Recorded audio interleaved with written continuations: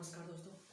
आज हम संविधान की एक सीरीज स्टार्ट कर रहे हैं जिसमें संविधान के टोटल 22 भाग, 395 अनुच्छेद और 12 अनुसूचियों को बहुत ही डिटेल में पढ़ा जाएगा। तो आज हम इस वीडियो में भारतीय संविधान में भाग 1, आज भाग 1 को पढ़ा जाएगा। तो आइए शुरू करते हैं। भाग 1, भारतीय संविधान भाग 1। इसमें जो विषय रखे गए हैं, संघ और उसका जो राज्य क्षेत्र है उसको रखे गए हैं। और इसमें अनुच्छेद विस्तार जो है, अनुच्छेद 1 से लेके 4 तक, अनुच्छेद 1 से लेके 4 तक भाग 1 का विस्तार है और संघ और उसका राज्य क्षेत्र के बारे में चर्चा किया गया है। तो आइए देखते हैं 1 से 4 तक अनुच्छेदों में दिया क्या है। तो बात करें अगर हम पहले अनुच्छेद की, इस पहले अनुच्छेद में है भारत राज्यों का संघ है। भारत राज्यों का संघ है, इसका मतलब क्या हुआ? भारत राज्यों का संघ है का क्या मतलब हुआ? अगर इसमें डिटेल में समझे तो भारत परिसंघ, जो भारत एक परिसंघ है, जो इसको चारों तरफ जो एक बॉर्डर, इसकी सीमा है बनाता है, भारत का निर्माण करता है।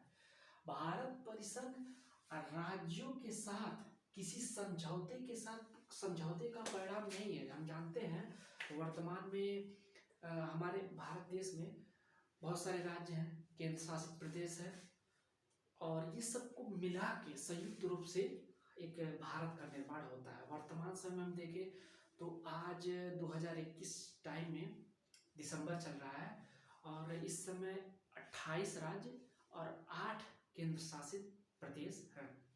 ये मिला के भारत का निर्माण करते हैं। तो ये अनुच्छेद पहले में चर्चा किया गया भारत राज्यों का संघ है, इसका मतलब ये होता है कि जो 28 राज्य हैं और 8 केंद्र शासित प्रदेश हैं, ये किसी समझौते से भारत से नहीं जुड़े हैं, बल्कि ये मिलकर एक भारत का निर्माण करते हैं और ये कभी भी भारत से अलग नहीं हो सकते हैं।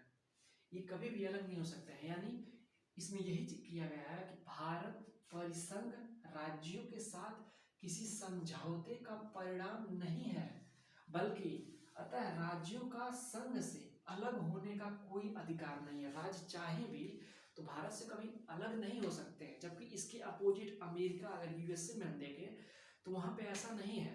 वहाँ पे लगभग 48 से 50 राज्य हैं, मिलकर एक संयुक्त राज्य अमेरिका, एक देश का निर्माण करते हैं। लेकिन वो एक समझौते के तहत जुड़ के एक देश का निर्माण करते हैं। वो चाहें तो उस समझौते को तोड़कर, एक लंबी प्रक्रिया है, वो अलग हो सकते हैं। जबकि भारत में ऐसा नहीं है। भारत के राज्य चाहें तो भारत से अलग स्वतंत्र एक देश का निर्माण नहीं हो सकता है, वो अलग नहीं हो सकते हैं। तो फिर इतनी राज्यों का निर्माण किया क्यों गया? आखिर छोटे छोटे राज्यों का, केंद्र शासित प्रदेश और राज्यों का निर्माण किया गया, आखिर इसका कारण क्या था? तो इसका कारण ये था कि प्रशासनिक चीज़ों को मेंटेन करने के लिए, यानी कि प्रशासनिक सुविधाओं के लिए देश को क्या है, राज्यों में बांटा गया, ताकि प्रशासन की पहुंच हो और जो नागरिकों में जो है उनकी चीज़ों की जो मूलभूत चीज़ें हैं उसकी पूर्ति हो सके, उनको न्याय आसानी से मिल सके, उनको सामाजिक और आर्थिक स्थितियों में अच्छे से वो अपना जीवन यापन कर सके। ये तो हो गया पहला अनुच्छेद पहला। इसमें भारत राज्यों का एक संघ है, इसके बारे में हमने डिटेल में देखा कि भारत राज्यों का संघ है। अनुच्छेद 2 जब हम पढ़ेंगे तो इसमें दिया गया है संसद को संघ में नए राज्यों के प्रवेश या स्थापना के लिए विधि बनाने का अधिकार देता है। इसका मतलब क्या हुआ? मतलब हमारे देश में जो संसद है उसको शक्ति दिया गया है भाग 1 के अनुच्छेद 2 के तहत कि आप संसद को, यानी आप क्या कर सकते हैं, संसद क्या कर सकती है, नए राज्यों का गठन कर सकती है।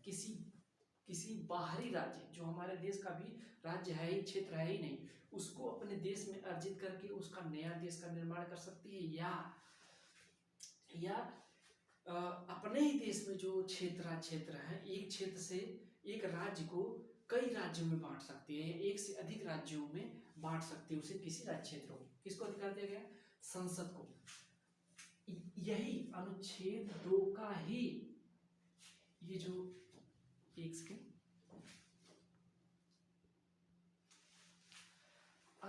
अनुच्छेद 2 का ही प्रयोग करके इसी के तहत हमारी भारत संसद ने क्या किया था, सिक्किम को, जो हमारे भारत का हिस्सा नहीं था 1975 से पहले, 36वां संविधान संशोधन, इसके संविधान संशोधन के तहत 1975 में क्या हुआ, सिक्किम हमारे भारत का अंग बना।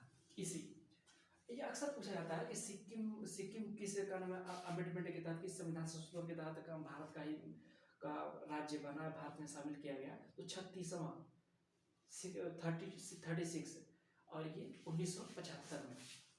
तो अनुच्छेद 2 के तहत जो संसद को शक्ति दिया गया है, इसी के तहत, यानी कि अनुच्छेद 2 में संसद को शक्ति दिया गया, वो नए राज्यों का निर्माण कर सकता है। पहले से जो हमारे भारत के राज्य हैं उसी में से बांटकर 1 या 2 राज्यों का निर्माण छोटा छोटा कर सकता है, या नए राज्य जो हमारे परिक्षेत्र में आते ही नहीं है, भारत के क्षेत्र में आते ही नहीं है, किसी दूसरे देश के हिस्से हैं, वर्तमान में अगर परिस्थितियां बदलती हैं तो उन क्षेत्रों को भी अपने देश में शामिल करके एक नए राज्य का गठन कर सकता है। ये शक्ति भाग 1 के तहत अनुच्छेद 2 में संसद को दिया गया। अनुच्छेद 3 क्या है?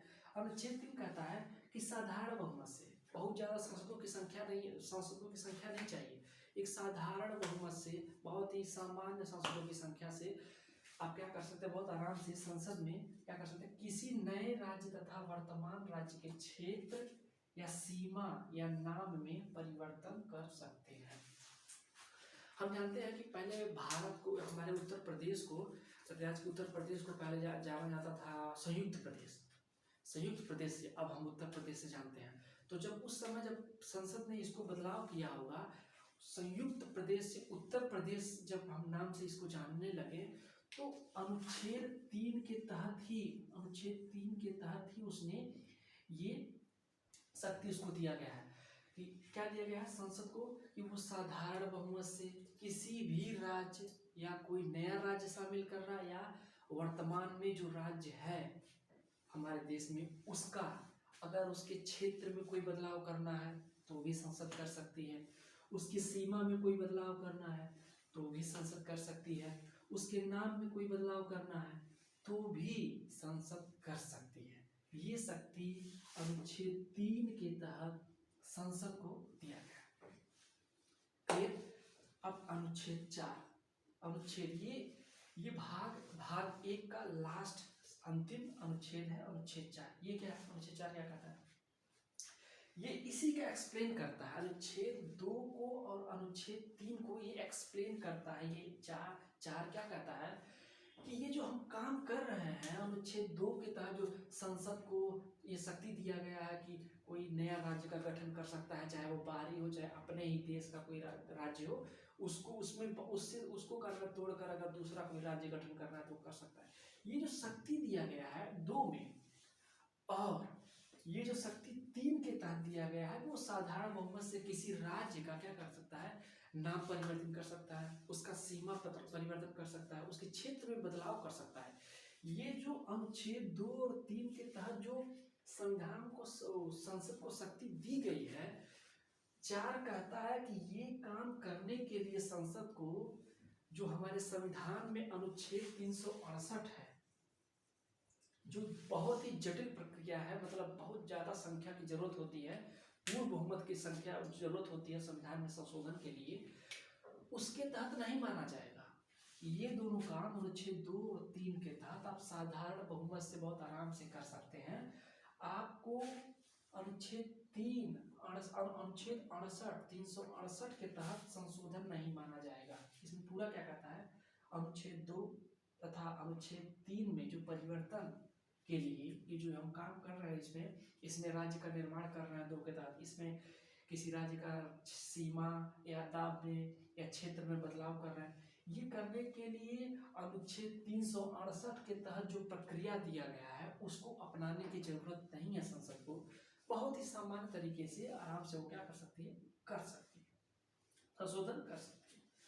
अब ये तो हो गया, हमने ये तो देख लिया कि संसद में, मतलब हम संसद को शक्ति दे दी गई है कि किसी राज्य का निर्माण कर सकती है, किसी एक राज्य से तोड़कर दो राज्य बना सकती है। हमने ये देखा अनुच्छेद 3 में किसी नाम के उनके नाम में परिवर्तन कर सकती है, उनके सीमा में परिवर्तन कर सकती है, उनके क्षेत्र में बदलाव कर, ये सब चीज़ें तो हो सकती हैं। लेकिन एक सवाल और उठता है इसमें कि क्या संसद को इतना शक्ति है कि भारत के किसी भूभाग को किसी दूसरे देश को दे सकता है? क्या ऐसी शक्ति है? तो ऐसा एक विवाद 1960 में हुआ और जब पाकिस्तान अलग हुआ तो उसमें एक त्रुटि हो गई कारण सीमांकन में, सीमा करने में। तो पाकिस्तान कुछ सीमा था जो पाकिस्तान के हिस्से में जाने वाला था, लेकिन उसको मिला नहीं, तो उसी का विवाद हुआ। तो उसी को लेकर राष्ट्रपति ने जो सुप्रीम कोर्ट के न्यायाधीश से उनसे सलाह लिया। अनुच्छेद हमारे संविधान में अनुच्छेद 143 देश के राष्ट्रपति को अधिकार देता है कि अगर कोई विवाद है, अगर कोई सुझाव लेना चाहता है राष्ट्रपति, तो सुप्रीम कोर्ट के न्यायाधीश, मुख्य न्यायाधीश से अनुच्छेद 143 के तहत वो सुझाव ले सकता है। लेकिन वो सुप्रीम कोर्ट के ऊपर है, उसके न्यायाधीश के ऊपर है, वो सुझाव देगा या नहीं देगा, वो बाध्य नहीं, वो चाहे तो दे, ना चाहे तो ना दे। तो उन्होंने सुझाव मांगा तो सुप्रीम कोर्ट ने कहा कि नहीं, आपको अगर अपने भारतीय किसी भूभाग को किसी दूसरे को अगर देना है तो आपको साधारण बहुमत से आप नहीं दे सकते हैं।